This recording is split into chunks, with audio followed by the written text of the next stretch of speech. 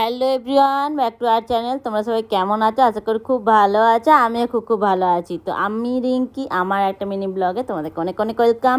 তো এটা baby food grinding বাউলটা Meesho থেকে অর্ডার করেছিলাম। তো দেখো, একটা স্পুন দিয়েছে এই যে, আর একটা হচ্ছে খাবারটা গ্রাইন্ড করার জন্য এইটা দিয়েছে, আর একটা বাউল দিয়েছে, ঠিক আছে।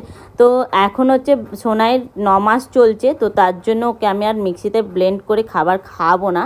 তো সেই জন্য এটাই অর্ডার করেছি, এতে গ্রাইন্ড করে খাবারটা খাওয়াবো। তো এখন দুপুর হয়ে গেছে, তো তার জন্য ওকে ডালিয়া খাওয়াবো।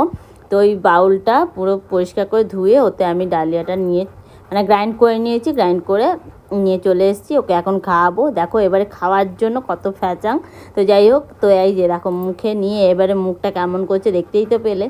তো চলো ওকে আমি এখন খাইয়ে দিই। তো দেখা হচ্ছে অন্য নতুন কোনো ব্লগে। তো আজকের জন্য আসি। তো চলো, টাটা।